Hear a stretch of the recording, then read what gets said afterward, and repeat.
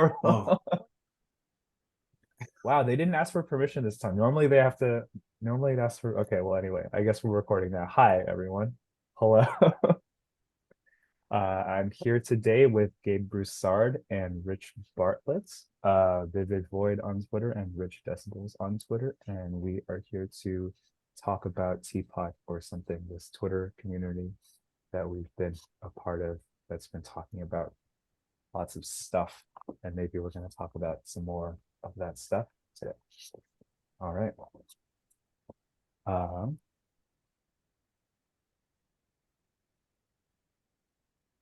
so maybe I'll set some context to begin with. I guess the thing I had in mind is just uh, I have felt for a while now like so we had some good times like maybe starting around lockdown where we were all just kind of hanging out, and I think lockdown was maybe especially like potent because there just wasn't much else to do, right? And so people were putting a lot of their energy into online stuff like Twitter. Um, and there was some cool stuff that came out of that. We like tossed a lot of ideas back and forth, and that eventually led to us like meeting in person and vibe camp and stuff like that. Um, and lately, like I took a long break and came back on the Twitter a couple of weeks ago, and it's felt like the energy has shifted. Like things seem to have like quieted down a little. Like there seem to me anyway, there's less of a sense of like a, a bunch of like interesting ideas flying around that people are getting all excited about. It feels a little bit like we're running out of things to talk about, which isn't necessarily bad. It might just be like, okay, maybe we just have already talked about all the things that we're going to talk about. Maybe now it's time to like do something else.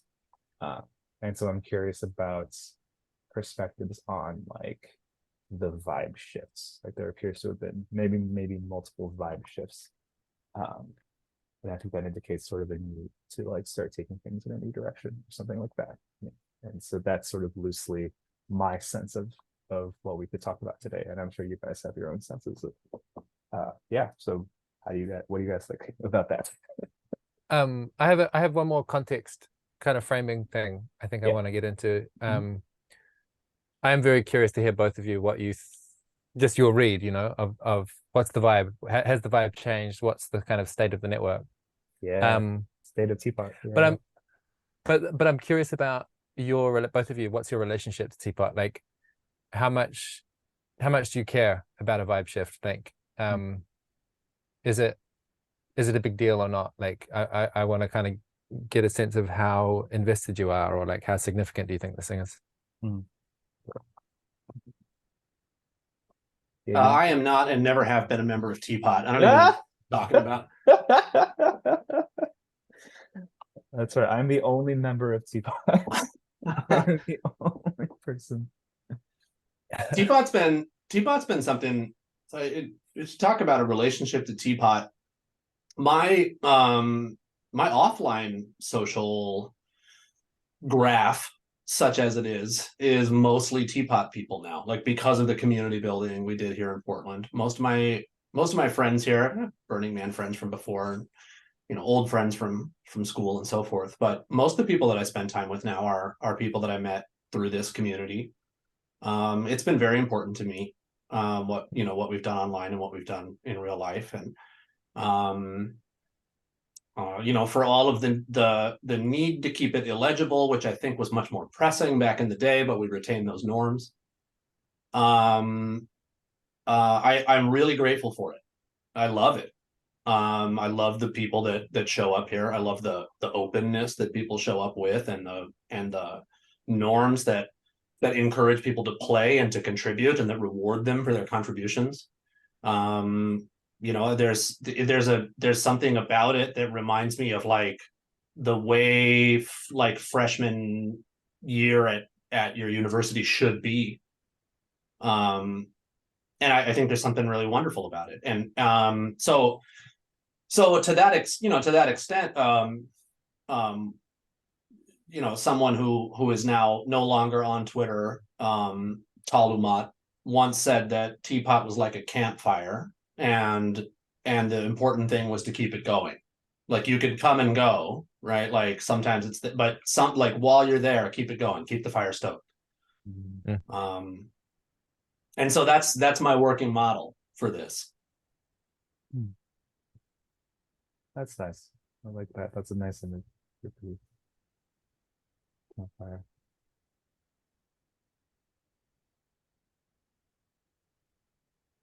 I think Yeah. I asked because I'm noticing how important it's become to me as well, and I just wanted to check we're on the same page. Like, I used to have very, very abundant local community when I lived in New Zealand. You know, like New Zealand's my home country. Wellington, I lived in the city for, I don't know, 10 years or something longer, and really had a sense of being very plugged into a social graph that I know people, and anytime I'd need something, I sort of know who to talk to.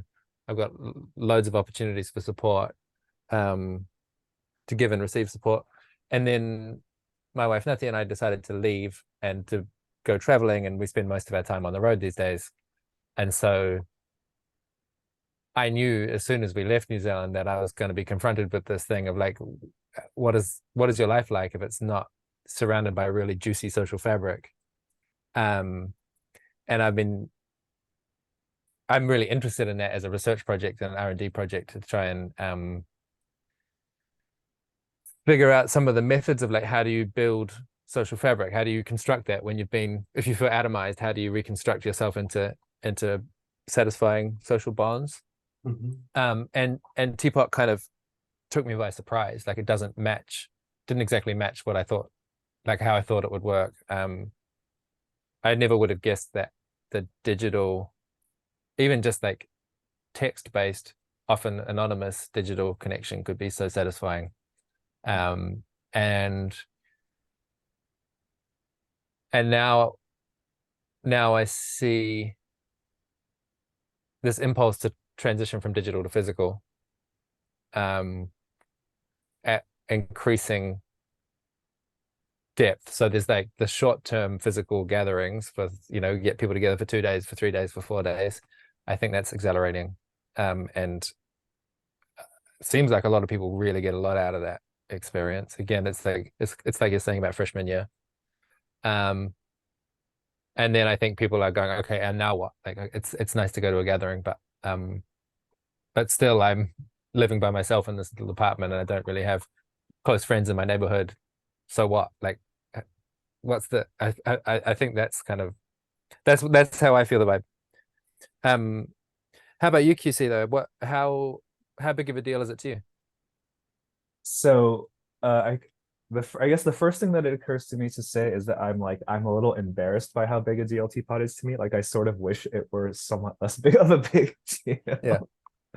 To me, like to give some background, I was very socially isolated during lockdown for multiple reasons. I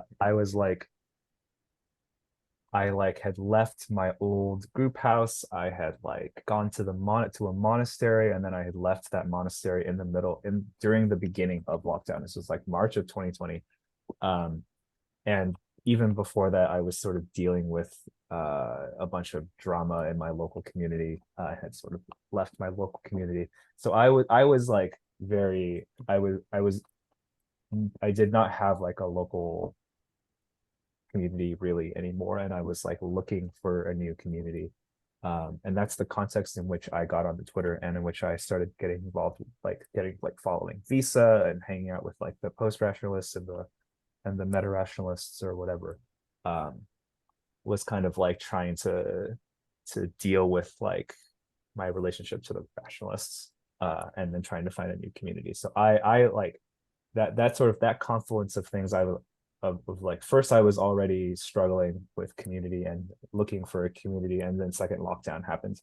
That was like the perfect confluence for me to just like really invest a lot of time and energy into like tweeting a lot and like hanging out a lot. And Teapot was really a enormous lifeline for me during lockdown. Like I really do not know.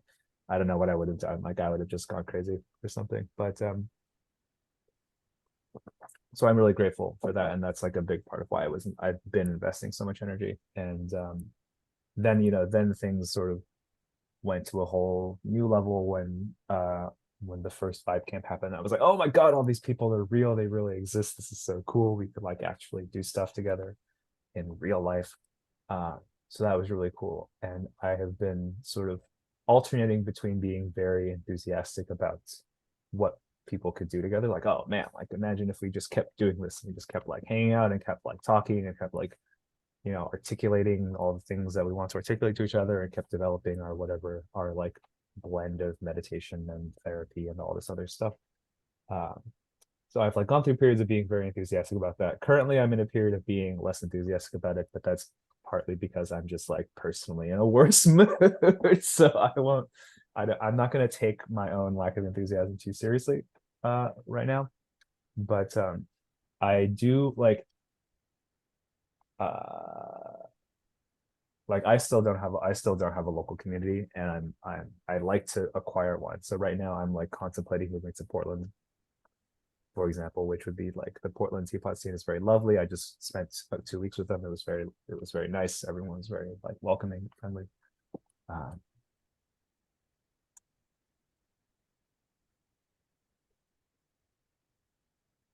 So I guess the question that is currently facing me is sort of like is kind of this like nut up or shut up question. Like, okay, you claim to like care a lot about this, like let's see you fucking commit some time and resource and like make a real commitment of some kind. And I guess that's sort of where I'm at. I'm like, oh, okay, I guess it's time to make some kind of real commitments on some level. Like I do sort of wish I was less dependent on Twitter specifically. Like it's frustrating to feel like, oh, I have to go to Twitter. Like the Twitter experience. Okay, this is another thing I'll say. Like the Twitter experience has felt a lot less satisfying lately, and it's hard to say how much of that is because I'm in a worse mood and how much of it is just that it's become less satisfying. I used like in at sort of the peak, it was like every day you come on and there would be like 3 interesting new ideas that you'd never heard of before, and you'd be like, whoa, this is blowing my mind. And like I think I'm well past that point now. Like most people I've just heard most of the things that can be fit into a tweet that people are generating at this point. Not all of them. There's still a handful, but like the rate at which new ideas are entering my head through Twitter has slowed down dramatically. And I think that was sort of inevitable. Like there just isn't that much to say about emotions or whatever. Like at this point, I'm just like, I think I just kind of understand the deal. Like I'm not that surprised anymore by things that happen.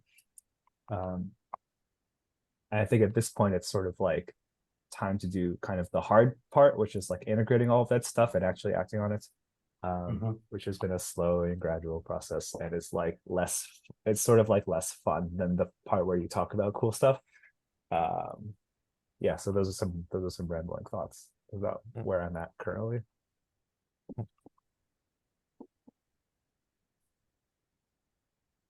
It's What do you make of this, Gabe? Go ahead.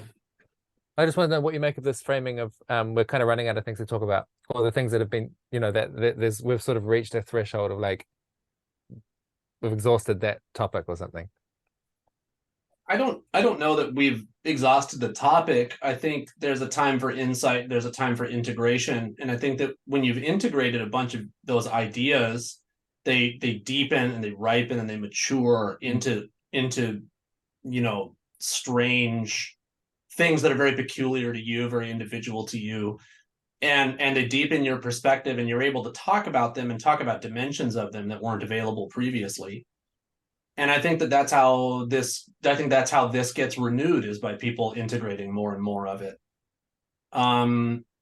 Something I've been surprised by, in doing coaching, which I now do, 4 or 5 sessions every day. So quite a few people, and I'm talking with people about this stuff every day. How many people are quite advanced in their conjectural knowledge, but in terms of actually putting things into practice, right, it's very difficult. Like the work is very simple, but it's very difficult.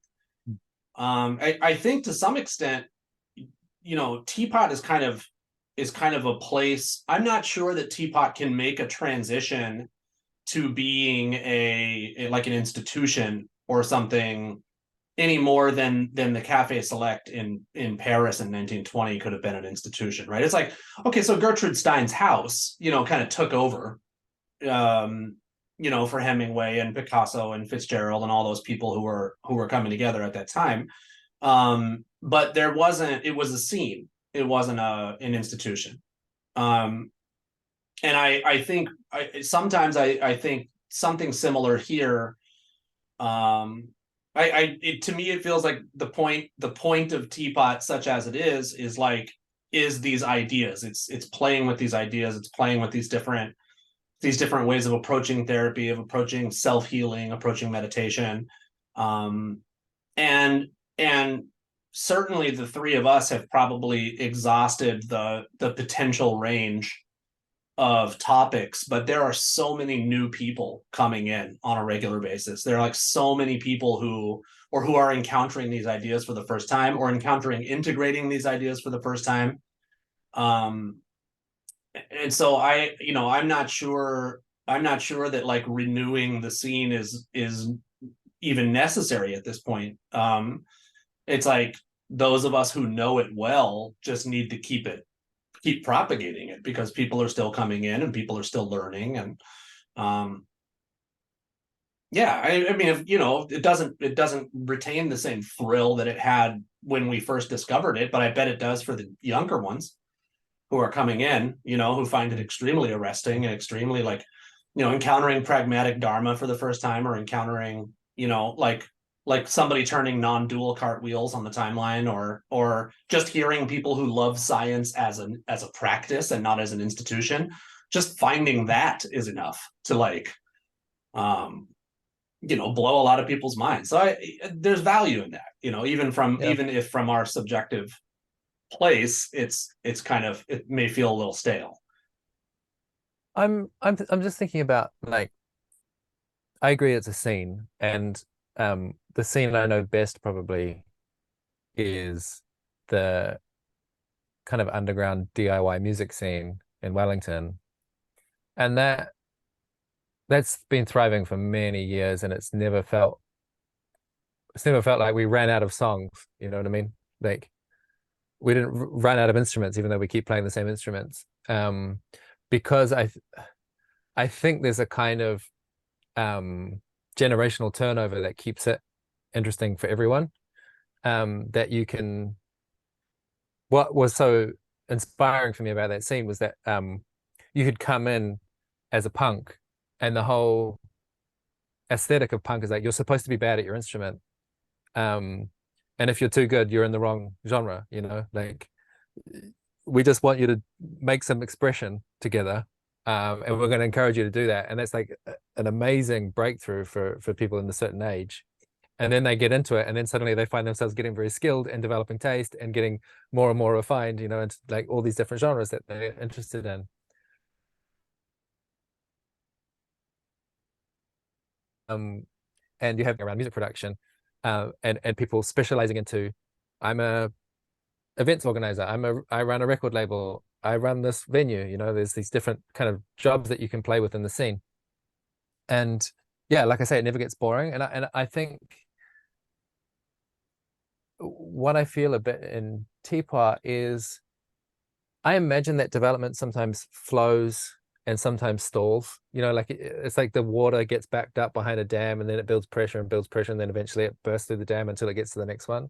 And I think this, what you're describing as like running out of things to say, is a bit of us like in the eddy, in the whirlpool. Like, yes, there's this whole thing about self-knowledge and meditation and spirituality and psychedelics, but honestly, for me, that's like 10% of where my interest is, maybe 20%.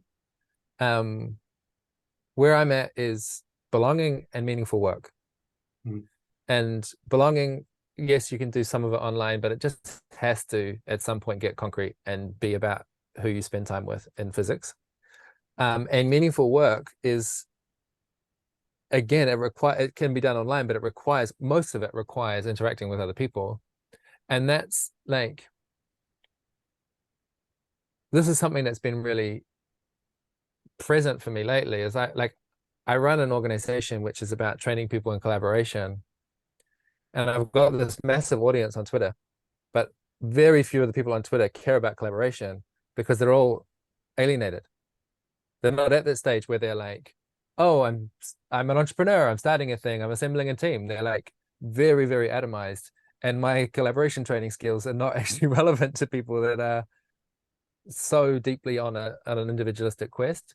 And my bias, definitely, this is not an objective read, but my bias is that the self-improvement quest goes so much better in good company. And it's not just about having interesting conversations. It's not just about having a lovely feeling of belonging in a tribe. It's about making a useful contribution to the world and doing that with others. And like that, to me, it's like the collaboration with others. That's where the rubber meets the road as far as any of your spirituality or your self-development or your self-knowledge goes. It's like, oh, it turns out that I'm a control freak and it affects the people around me. And like, it's in the doing of it that all of those philosophical ideas and so on like actually get concrete. And I'm like, am I just an idealist? Am I pushing shit uphill? Are people just going to get off on the sort of the shallow version, or are we actually, you know, heading towards Visa's golden age? Are we actually going to have this revolutionary moment where people find themselves in a new kind of relationship to work and a new relationship to community? Like, are we going there? Are you coming with me? Like, I don't know if I'm tripping or not. Yeah, I have like a long, complex reaction to that, so I might talk for a bit. I really, Yeah. first of all, I really liked that, Rich. Like, I really appreciate that whole thing. Like, I do think you're right that the whole self-improvement, whatever, can get very atomized and individualistic. Um, there's something for me about like this is especially this was especially salient during lockdown, but I think it's still salient in general that like one of the things that's sort of special about an online community, or maybe not special, one of the things that's true about an online community is that the barrier to entry for joining is in some sense very low. Like, you did not have to be in a big city. You didn't have to be around like Berkeley or New York or Lisbon or Berlin or whatever to like just start having these conversations with these interesting people online. Like, you could be a lonely, depressed. It was fine to be like a lonely, depressed person with no friends with internet access. That was like you didn't have to have anything as long as you had internet access and like pretty good verbal IQ. Those are like the two real prerequisites. And willingness to not be an asshole. Those are the three prerequisites. Like, as long as you can like put interesting words together, you can probably participate in most online communities. But in particular this one. And so it's like it's in some sense very cool that like I have the reaction comes in several parts. So like part of the context for me is that like if you spend a lot of time on Twitter, just looking at the kinds of shit that people say on Twitter, like one of the conclusions you might reach is that people are like very fucked up out there. There's like a lot of like very fucked up people out there in the world who are like very angry or very lonely or very sad or very like all these other things. And like they're sort of at various levels of awareness about that. Like, some of those people are very aware of this fact, and some of those people are just kind of like mad at the world and taking it out on whatever. And like I think that's sort of a combination of, first, I do actually think there is more of that stuff than there used to be for whatever reason. But I also think that the internet makes that stuff very visible. Like, there might have been in previous eras of history or whatever more sort of suffer, men living lives of quiet desperation or whatever. And now with Twitter, you get to live a life of loud desperation. Like, you can be very loud about your desperation if you want to. And that, I think, again speaks to sort of the unique feature that like the barrier to entry is very low in some sense. Like, you can have like a fucking miserable life, but you can still tweet about it. I refuse to call them whatever X calls them now. It's Twitter, it's tweets, it's all. And that presents sort of a unique opportunity because like like for me personally, like I was very lonely and very depressed when at various stages when I've been on Twitter, and it's been this like lifeline for me to like, oh, even though I'm like very lonely and depressed and alienated and isolated and whatever, I can still like hang out online and sort of get this like little IV of social connection and belonging and stuff, and sort of still retain some kind of connection to the wider world.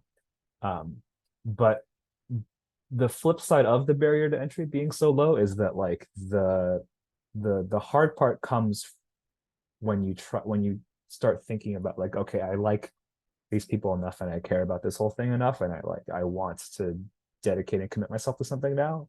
And like now it's time to like say maybe move a different physical location in the real world so I can like spend a bunch of time around these people. That's like a much bigger move than like what if I tweeted some stuff, you know? And like it's just harder, and it's just going to be a more difficult thing, partly because it was so easy to join the online portion. So there's this kind of funny situation where like there's a lot of like the online audience is potentially very large. Like there's a lot of people who read these tweets and maybe get something out of them. But the percentage of those people who are going to like upend their IRL lives to like really act on the stuff is like it's just gonna be lower, because that's just like it's a much bigger step, and that's like probably fine. That's not necessarily a problem, but like that insofar as there's going to be like a making bigger IRL commitments phase, that's both going to just take longer and be slower and just require a lot more activation energy, and also like as people do it, they'll start tweeting less, which I think we already saw this happening at various stages. Like I think there was recently an event in Europe, which you were at, Rich, am I right? And I think I could feel like a very noticeable dip in the energy while that event was happening, because some of the big posters were just not worth hanging out and having too much fun in person to tweet. So that, you know, that also happens around Vibe Camp and stuff. And there's probably going to be more of that going on in the future of like IRL events, sort of taking some energy away from the online portion.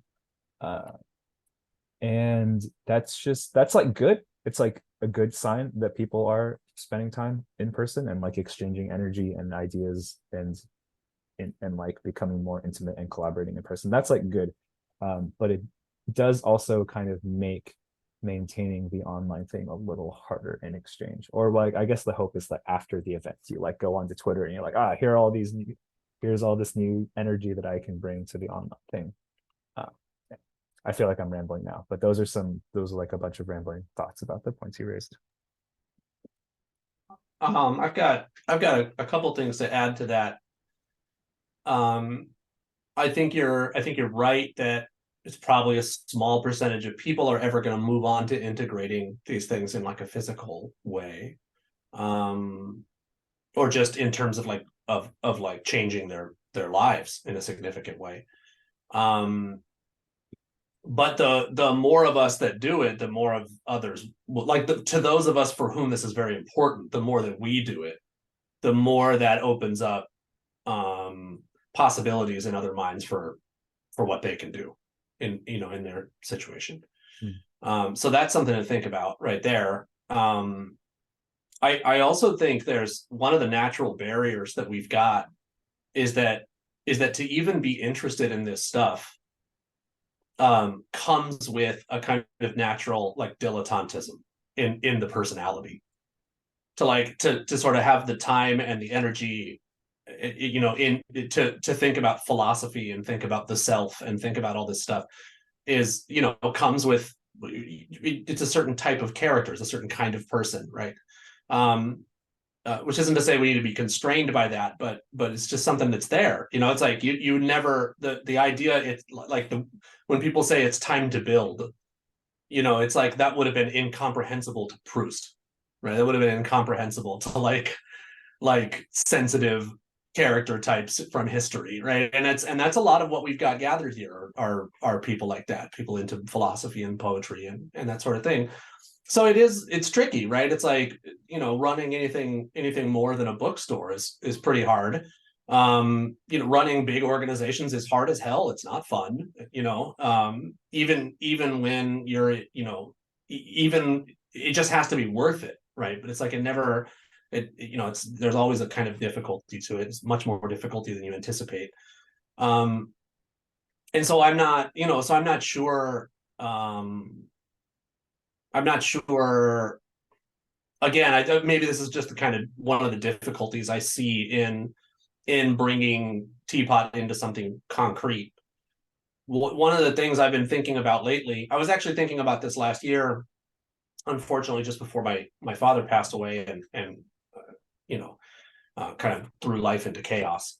But something I've been thinking about again recently is the idea of like a physical space where people can come and go, that sort of embodies or concretizes the Teapot space or Teapot ethos, whatever, or maybe the in-group ethos or whatever it was before we became Teapot.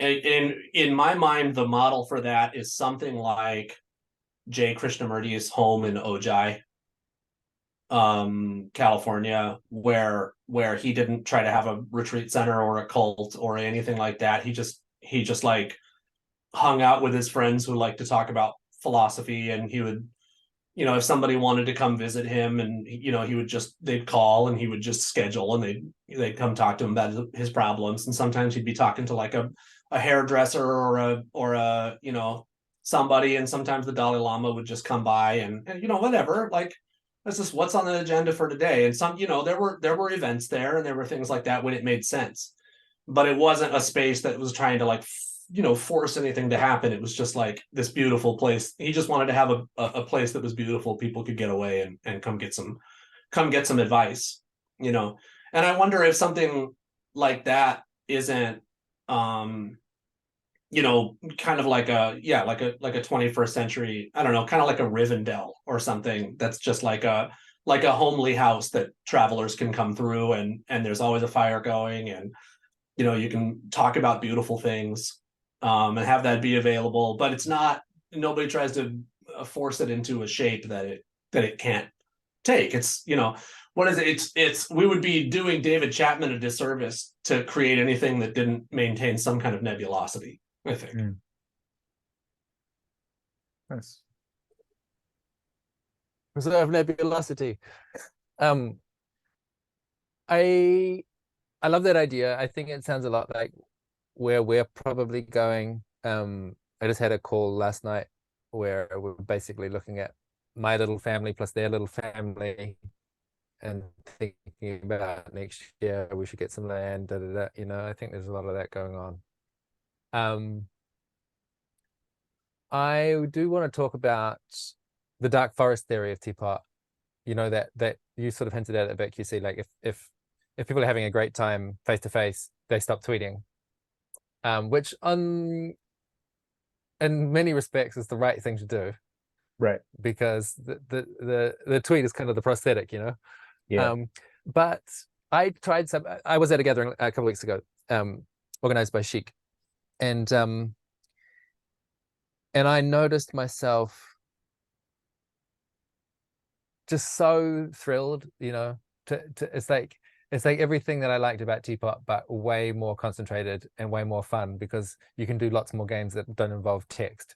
There's like loads of things you can do face to face that you can't do on Twitter. Yeah. So I had the time of my life. And at some point, a kind of switch went off for me where I felt like, how do I describe it? Like, it's almost like I had a tiny little shred of guilt or something, like that. You said about the barrier to access being low. Like, there is something really important to me. Like, one of the first principles, I think, of this experiment is that it's very welcoming. It's very open. Anyone can come in. And the number of people that can get to any specific event is always going to be vanishingly small compared to, like between us, there's probably like 40 or 50,000 people that follow us, like independent people. And then you add a couple of more accounts and we're talking 100,000 people very quickly. And the events, most of them are like 30 people. Some of them occasionally are going to be 500 or 600. Maybe someone's going to do something big, but it doesn't suit me. But I felt like it's somehow, it's almost like an amputation. Like we're growing, we're densifying, we're getting more and more intensity. And then when it crosses a threshold of goodness, it disappears. And I'm like, maybe that's fine. Maybe that's just the natural thing. And that's just the weirdness of like organizing in a virtual space. But really wanted to be. And I felt at some point during Chic Week, I felt like I'm going to start live tweeting. I'm going to tweet like crazy. I'm going to like because I'm having all of these stimulating conversations, instead of like writing them down in my journal. Oh, that's a cool idea. That's a cool idea. That's cool. I should get back to that. I just started tweeting like crazy. And it felt really good, and it stimulated a lot of interactions online. And it gave me the sense that maybe that's a mission that people want to try for a little while. Like when you're having the best possible time in person at a Twitter event, like tweet some of it, and like, can we make that the most, that's the peak experience, is like, Twitter is the most fun when you're with your other Twitter people in person, and you're like throwing these ideas out. You're like producing something locally and then throwing it out to the world and being like, wow, look what we're coming up with. What do you think about this? And like other people can riff on it and jam on it. I kind of, wanted to give that brief to people and say, like, can you notice the tendency to go dark? And is it interesting to reverse that and like broadcast at that moment? So I'll sort of outline like a rough distinction that might be useful. I also worry that outlining distinctions like this is like, whatever. I'm just going to outline it. So taking sort of the campfire kind of metaphor, you could imagine a rough distinction between like a person who is like primarily cold and wants to come to the campfire so they can get warm, and then once they're warm, they're like, thank you, and then they like are on their way. So like you might be, one way of participating in this teapot whatever is like, you are like an unhappy person and you like don't know what's going on, but you're unhappy about something in your life, and then you like come here and start following all these weird people on Twitter, and they have like useful things to say about that. They're like, what if you meditated, or what if you changed your diet, or what if you like felt your feelings, or whatever. And some combination of that advice you eventually start taking, and then you like improve your own life, you like improve your relationships, maybe you quit a job that's not very good for you, or maybe you like learn how to make friends and you like make some friends. There was one guy, I think Ben Ratke, who was like, hey, like I started talking to my neighbors and now we like get together to like grill meat every once in a while, and it's great, and I feel very satisfied by this like change in my life that I've like made, and now I don't really feel like I need Twitter so much because I'm just content. So that's one sort of like very fine interaction you could have, is you come in and like find some ideas for improving your life and like implement some of them, and then your life is better, and you're like, I'm just gonna grill now, and then you like don't tweet very much. That's like fine. Like insofar as you were tweeting during the period where in the middle, it was like you were looking for help. You're like, hey guys, I'm like unhappy. Like, what are some ideas for how to deal with that? And then once you're happy, you're like, okay, great, thanks guys, I appreciate all the help, and now I'm gonna go grill with my friends or whatever. So that's like one interaction you could have. Another interact, and with that interaction, like the goal is to stop tweeting. If this is the trajectory, like not tweeting anymore is the desired end state, because you're happy enough that you don't have to. So that's like great. It's like great if that happens. A different trajectory you could have is you like come in and you're like, wow, this campfire is really cool and I really like it. And in fact, I like it so much that I would like to start helping out with it. I would like to start, keeping the fire going. I would like to start welcoming people in. I would like to start sort of maintaining this structure for other people. That's sort of naturally a higher level of commitment, and not everyone's going to want to do it, and that's fine. But for that kind of person has like a different relationship to tweeting. Like that kind of person is maybe not necessarily explicitly, but is one way or another like tweeting for the rest of the scene. Like I think Visa has probably thought more about this than most of us, but like he definitely like is paying attention to the distinction between like a person who's sort of like participating and maybe gets something out of it, and then like maybe like doesn't participate so much anymore, versus a person who is like going to keep posting for 20 years or whatever, because this is like truly their passion, is to like be of benefit to others in this particular way through writing a bunch of stuff online. So I think that distinction is probably going to get sharper. Like trajectories are probably going to diverge more, I think, in the future. And that seems fine and good. Like there are just going to be people who are going to be like, yeah, I would really like to commit a lot of like time, energy, and resources to maintaining the scene. And other people who are going to be like, I'm just going to hang out with my friends now. And those are both fine. That's some thoughts about that. We used to do a lot more kind of dedicated scene building early on too. There was a lot more of that going on.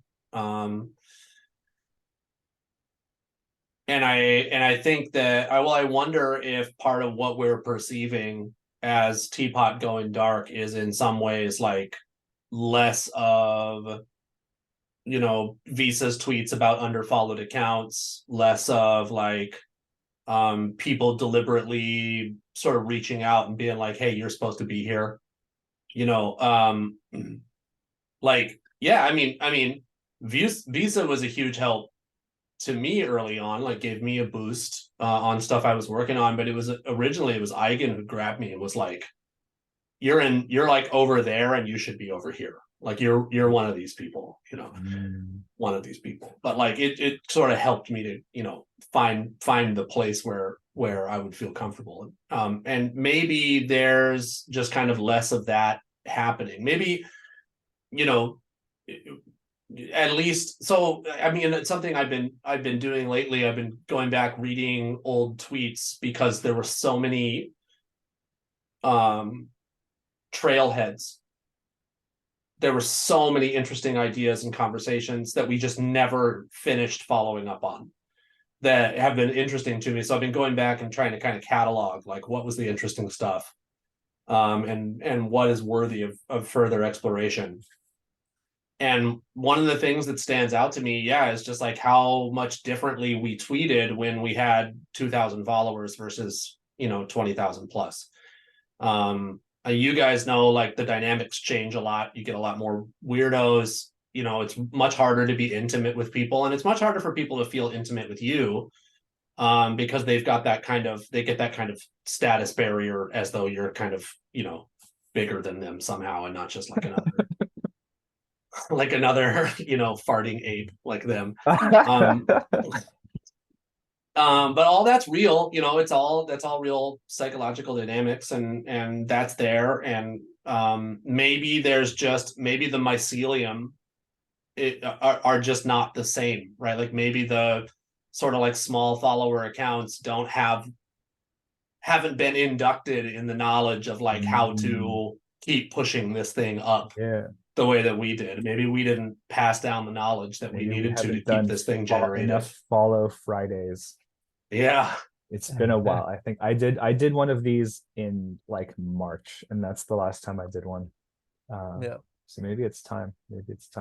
Well, I was thinking that's a really interesting line of inquiry, because like when I think about who I've met in person that had the biggest impact on me and that I'm most delighted about and like plan to spend a lifelong friendship with, there's no correlation between the quality of the friendship and the size of the audience that they have on Twitter. Zero correlation. But when you're only on Twitter, there is this whole attention getting drawn towards the big accounts, and that's kind of an inevitable thing about being on a platform like that. Like that's just the dynamic that's there. And I just suddenly got a thought of like, maybe we should all the big accounts should just shut up for a month and see what happens. Like we all just go dark for a month and let everyone else just fill the space. So like I'm thinking about retweet a lot. I comment a lot that instead of retweeting, but like trying to elevate people by just being a good reply guy, but just happens to be that I've got 100 times the size of account than you do. That's my way of like trying to use my audience to like put attention in the right place. But I'm thinking about Vibe Hole, which is a gathering happening in Turkey in January, and one of the kind of guiding principles of that is no large accounts are welcome, which I just think is really interesting and awesome. Nice. They want everyone to have less than 1,000 followers, and there's Oh, like that's so some people funny. recently that have crossed the threshold, and they're like, "Oh, can I still come, please?" Oh, oh, I thought I could go to Vibe Hole. I guess not. That's pretty funny. Because That's pretty funny. when I was like a 2,000 account, I could do a lot of scene building. I could be really welcome. I could be paying attention and elevating people. Mhm. But it's not the same as like the larger, as you kind of cross each order of magnitude, you just kind of can't do it in the same way. But attention keeps coming to me, and it's like I'm just wondering how to redirect the attention to like people who are in a position to even do that. Mhm. Mhm. Yeah. We all got rewarded for participating and for contributing. And so it seems to me like, you know, in any question of revitalizing or renewing Teapot or anything like that, then that's got to be part of it, is figuring out how to get lower accounts the same, or at least some similar kind of rewards that we got for contributing a lot, participating a lot, you know, sort of being helpful, you know. Because why would anyone, none of us would have stuck around if we weren't rewarded suitably. And so maybe, you know, maybe we got lucky in a sense that like we just happened to be in a cohort of lobies that knew how to do this stuff. Like Rich has his skill set. I happen, you know, I'm like an old Burning Man theme camp organizer. Like we're like, we know this stuff, you know, and we just kind of happened to stumble into this place at a good time, and that's good.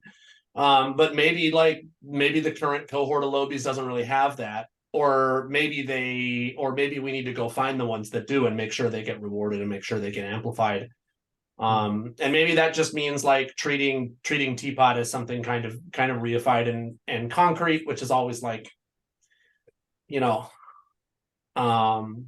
iffy. But you know, Preserve yeah, maybe, nebulosity. yeah, yeah. Well, when it gets, yeah, you know, once nebulous, it must become concrete. Once concrete, it must become nebulous, right? It's like, but maybe you know, if anything like is gonna concretely come out of this conversation, maybe just the three of us know to step up our efforts to really do some of the scene building we were doing early, and maybe in particular teach some of the smaller accounts how to do it themselves. Or maybe a slightly less condescending frame of that is encourage the people who are already doing it To do it. Yeah. Yeah. Yeah, definitely. I'm thinking about Hinterlander, Yoltata. Yeah. He's been to 5 camps this year. He's one of the organizers of Vibe Hole. He's a small account. He's amazing. He's so good. Oh my God. He's done, I think he's now today just had his 8th meetup on the way from Berlin to Istanbul. Like he's stopping everywhere, meeting everyone that he can. Extremely encouraging person. Like just such a he kind of he embodies for me like some of the best parts about Teapot, about being extremely open and warm and encouraging and like bringing the best out of people. And his approach to Twitter is, as far as I know, he has zero interest in growing a large account. And he, like, for example, he reads every post of everyone that he follows. That's his attitude. It's like, I'm going to curate a very small list of people I care about, and I'm going to read everything they've got to say because that's what a following means to me. And I'm like, that's amazing. That's deep. And that's never going to be the default. That's never going to get attention. If you're only going to follow a small number of people, you know, like that's not how the algorithm's biased, but it just seems so wholesome. And I'm like, I kind of want to elevate him, but he doesn't want to be elevated, I don't think, you know. And so I'm just sort of thinking about this paradox of like, maybe it's that there are micro scenes, you know, that it's like, okay, we've already done the first stage of scene building, and now there's like, now we're splitting off into the different genres of the music scene, right? And like I've got my own little thing about, I'm making a micro scene of event organizers. I'm just like gradually pulling together a list of like who's actually organizing events and do a bit of a roll call, and then eventually we're going to have some gatherings of gathering organizers, and like that's my little pet project. I'm happy to share it with anyone else. I don't claim ownership of it. But there must be millions of other little micro scenes, and maybe that's the thing, is like again, we can kind of take our hands off the steering wheel a little bit and trust that there are these smaller environments where people can start getting on that upward spiral and getting those rewards. Yeah, it's okay if Teapot was not meant to be a permanent thing, and what it does is change into, a bunch of new scenes, a bunch of new, little kind of. If it's okay if this was like a progenitor, it's okay to like, I'm trying to make a joke about planting trees under which the shade of you'll never sit, but I was thinking about mushrooms and spores, and it's all gone. I don't know how to do it now. But yeah, it's okay for us to be generative. You know what I mean? It's okay if Teapot sort of comes to an end, or it stops meaning what it once meant, which is like guaranteed. That's okay too. That does spark something for me. I was thinking before as well that I think for a moment in the conversation we were sort of suggesting that the way for Teapot to have impact is for people to move into the local neighborhoods. And I just want to kind of disavow that. Like, I think Teapot's already having like quite significant impact at scale by changing how people think. And I actually think that's worth fighting for. Like, I think that some of the social norms that we've developed are better than most of the other norms that are competing in the landscape of ideas in the current state of the world.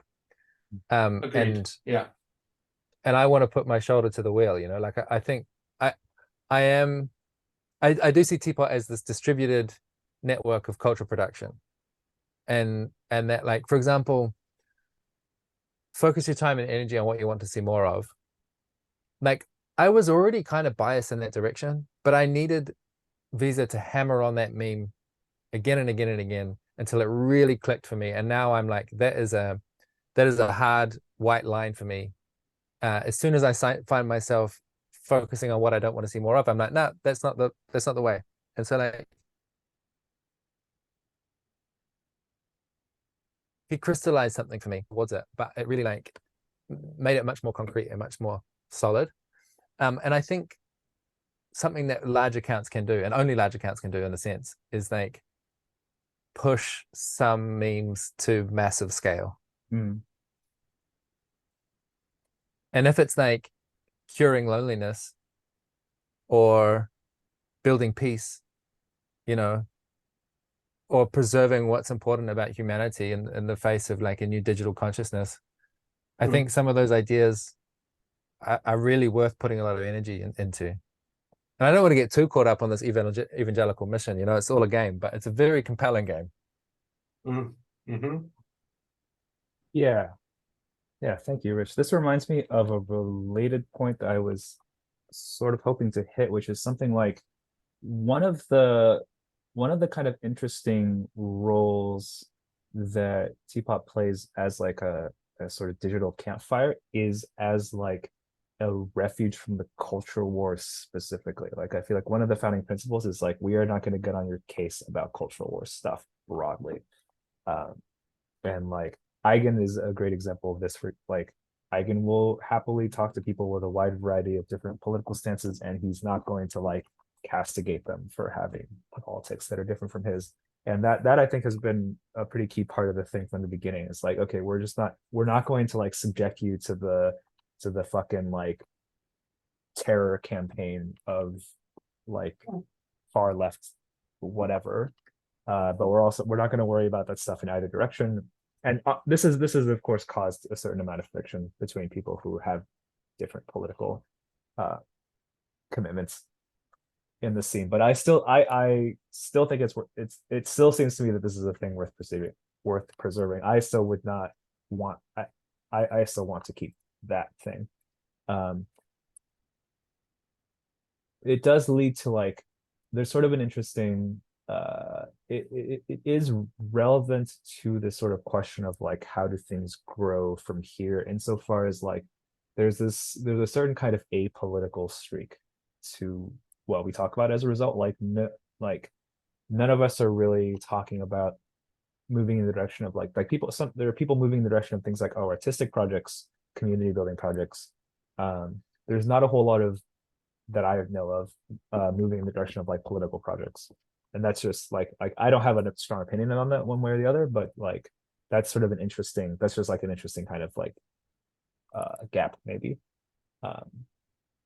Like there are people, you know, we talk a lot about this is sort of one way in which I tweeted the other day, I was like, therapy and meditation are fundamentally ideological, and Teapot is also fundamentally ideological in a certain sense. And like one of the things about the kind of what's the word, like emergent ideology that we sort of implicitly kind of act according to is like none of us are taught very much about like national pride, for example. Like Teapot is pretty explicitly a community that crosses like racial and cultural and ethnic and national borders.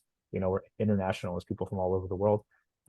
So and accordingly, like it draws people who like don't like aren't very invested in any particular kind of like ethnic or national identity, which is interesting. And that's like it's just kind of like an interesting thing to observe. You know, people who are like pretty willing to move to a different country if they like find an opportunity in that country that they're really excited about, as opposed to people who are like, I am going to defend the United States of America or whatever. I don't really have a point. I don't have like a thesis that I'm building up to with this, but it's just an observation about like us, the political dimension of things. I mean, I did my defending the United States of America pre-Teapot. Yeah, there you go. Yeah, so one of the notes that I took about this, and I should say too, I'm running a little bit low on time, and maybe we could do a part 2 because I'm enjoying this a lot. One of the notes I took prior to this was noting that the culture war was like a major contributor to this space in the same way it was for like the comments section of Slate Star Codex, or sort of anywhere that people wanted to be able to have open inquiry and intellectual conversations, you know, without it being smeared, you know, and so and sort of, you know, being allowed to be wrong, and that I think that's definitely true. I think what you see a lot of, it's really interesting going back and looking through the, you know, historical tweets, is how many people in Teapot, one, are now suspended from those early accounts. Two, where there's kind of a dissident centrism, right? What I see a lot of are a lot of like kind of liberals that were brokenhearted by progressive norms taking over in their spaces, and to some extent a large number of right-wingers who perceive a kind of anti-wokeness or something in Teapot or in Teapot, who as soon as they are ascendant will leave, right? And then we'll become as hateful to them as we currently are to like Taylor Lorenz and the rest of the progressive ilk. And I want to stay in Teapot long enough to be able to fight them, because that's just as much fun from a different perspective. You know what I mean? But like, but this place needs to be available for when it swings back the other way. You know, the campfire needs to be going regardless of who's in power. Like Teapot is not explicitly anti-woke because the progressives are like wrong. It's because of, you know, the way that it's the way that norms have, you know, it's like mimetic stuff, the way norms have taken over spaces and shut down debate and shut down just people being able to sort of think freely and speak freely, and as soon as that becomes right wing, it's going to be every bit as important to have this place. That's it. I just want to say it's been so encouraging to be in an environment that is somehow cultivated a collective immunity to the culture war. that it's like you don't even notice it. You only notice it by its absence, you know? Like it's very rare that you even see glimmers of it, at least in my feed. No one's like I someone accused me of being an ableist last week for the first time in months, you know, that anyone accused me of some kind of ist. And it was just like, haha, I remember those good old days. But I want to reiterate the, you know, focus on what you want to see more of. And it's not anti-woke, it's not anti-cultural, it's pro-pluralism. It's just like people who actually care about pluralism and are willing to do the awkward, uncomfortable work of actually tolerating people who have different perspectives and are willing to go through that like wobbly, awkward, weird, discomfortable bit to get to the juice on the other side where it's like, wow, people are fascinating and they don't have to agree with me to be connected to me.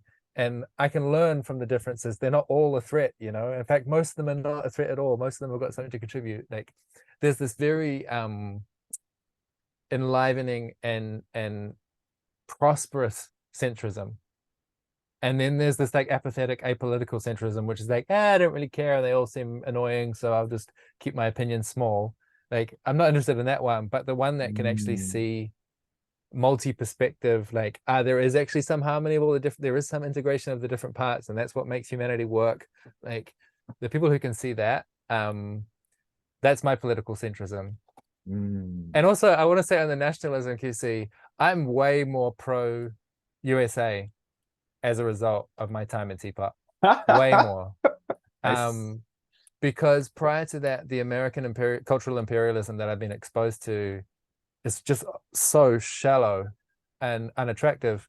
But actually meeting more real Americans and seeing how they're different from Europeans or how they're different from other cultures, like they're awesome. I actually do. I don't know if it's just me and my timing or if it's actually something that's happening in America, but I do think America is getting kind of great again. And I think Visa cares about Singapore. Like I think he really is invested in Singapore. I think Nobu really cares about Indonesia. Like Nobu wants to be, I don't know if I'm spoiling anything here, but I think he wants to be prime minister, president. I don't know what their legal system is, but he's got a kind of statecraft vision, and I really want to support those people that do give a fuck about their local politics, you know, and that they do want to get invested in it, so long as that they're gonna maintain these pluralist norms. Because for me, that's like one of the most important, from a political perspective, that's the kind of missing ingredient in politics across the board, around the world.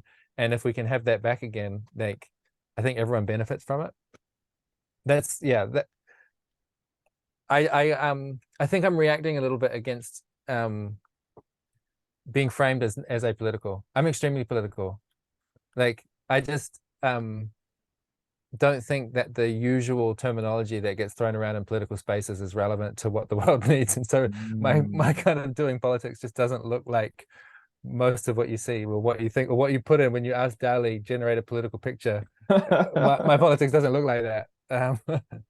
But yeah, I'm definitely strategic about the influence that I want to have on the world and like the kinds of justice that I want to bring about and all that sort of thing. So yeah, it's nice to feel my blood pumping again. That was really lovely. So just before I found Teapot, I went during the pandemic, I was trying to figure out how to find, like, I'm in Portland, Oregon, which is obviously like ground zero for some culture war battles, and I was just like, how do I find people who have exited this, or you know, like Mark Fisher called it exiting the vampire castle. Like, how do I find people who really have, like, you know, figured out how to do this? And this is before I found like Tyler Alterman, and he was talking about the meta tribe and sort of all that stuff. And I actually, my idea was I started something called Project Outgroup, which is kind of funny because I eventually found somebody who, you know, found this team who calls themselves In Group. But the idea was like, oh, this is a group of people who are perennially out group, because they're the kind of small L liberals that sort of understand like that like compromise that everyone hates but can live with is usually like the best thing for a pluralistic society. which means everyone's like hates them. They're perennially the ones that are like on the out group. They're perennially there. And yeah, that's just a funny irony I thought I'd share sort of on the theme of that pluralism, because it's yeah, you do need a space for this, and it's not a surprise when people like hate us or maybe are even afraid of us for having these ideas. Like, I think actually there's a lot of historical precedent for that. But it is Rich, you're right. Like, it's actually super important for there to be spaces where these are the norms, and where those norms are vigorously defended. And I think the way for pluralism to win is by people doing pluralism. It's not by like browbeating the people who are not doing it, because that doesn't work. You know, that's like succumbs to the own thing. And so long as people have access and they're like, oh, I was in a different kind of space and people talked in a different way, I think it's kind of like the emperor has no clothes moment. You notice what you were missing when you've been exposed to the alternative.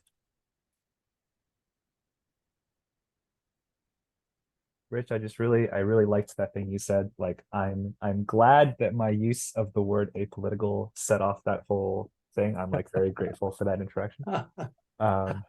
Like that articulation of being pro pluralism, and the thing you said about doing the uncomfortable work of tolerating people who have different opinions. That was really nice. Like that I'm just really glad that happened. That could be a highlight of this whole conversation for me. I don't have much to add. I just really liked it. I have a tweet that never did numbers, but I'm very proud of, which is, I'll try to disagree with you like the piece of grit disagrees with an oyster. Yeah, and that's good. And I think that's an example there where you said something I'm like, oh, that gets me going, but I love you.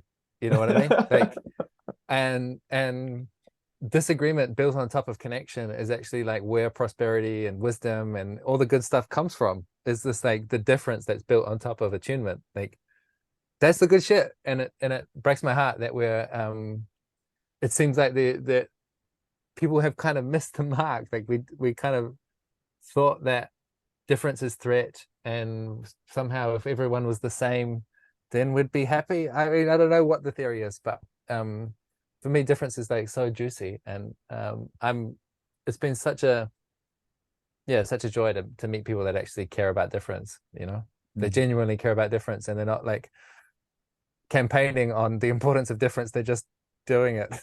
Yeah. This reminds me. So I tweeted in the spring something like, on some level, I think all of our problems would be solved if we just instantly had telepathic access to all of each other's thoughts. And people disagreed very strongly with that claim. Many people were like, no, that would make everything so much worse. And I was like, would it though? But I've been thinking recently that like it's kind of already happening. Like, Twitter is already shockingly close compared to like any other previous technology, to anything pre-internet.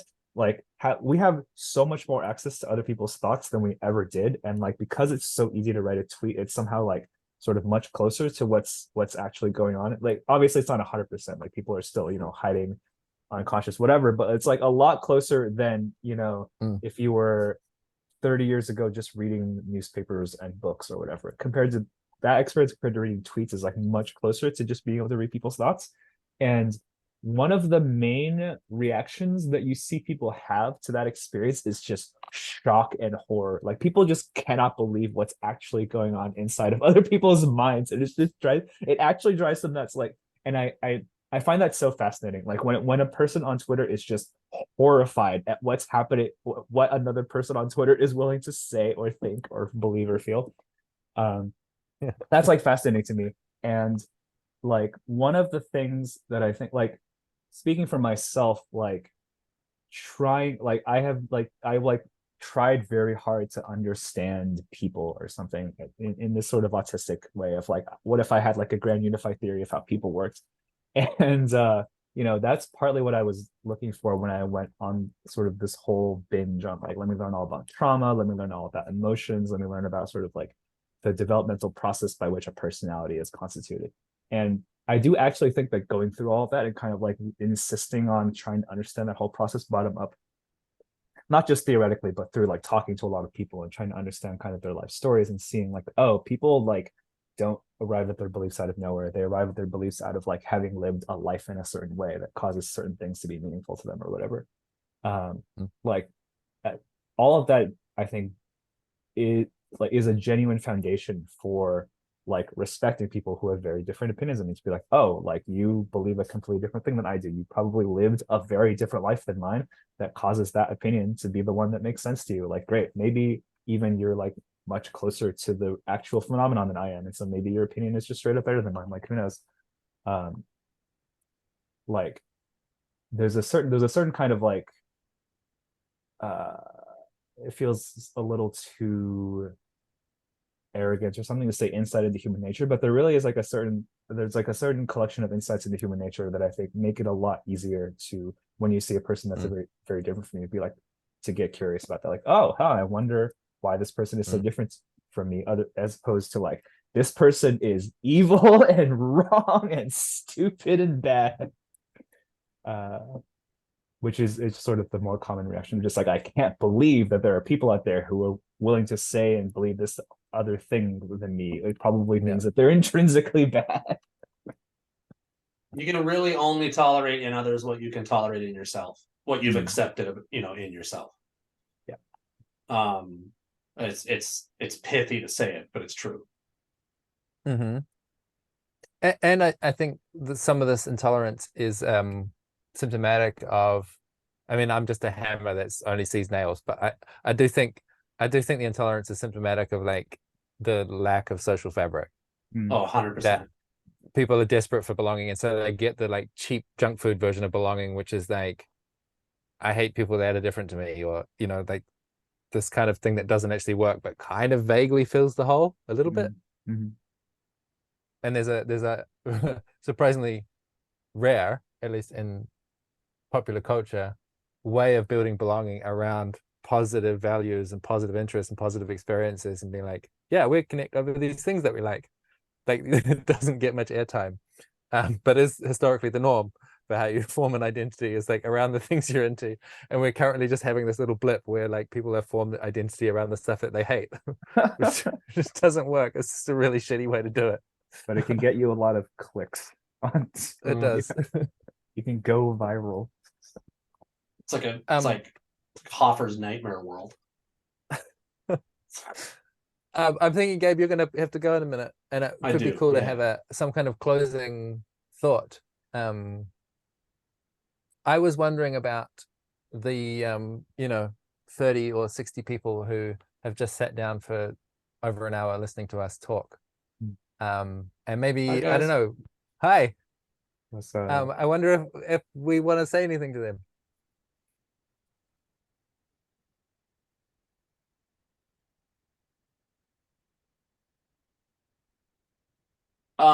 Well, yeah, like, thanks for watching, and don't be strangers. Like, if you like us or like our accounts or like what we write enough to sit through an hour and a half podcast listening to us shit to shit, send us messages, come leave replies in our threads. Send me the threads you're most proud of, and I want to come read them, and I want to engage with you, and I want to let's build some connections.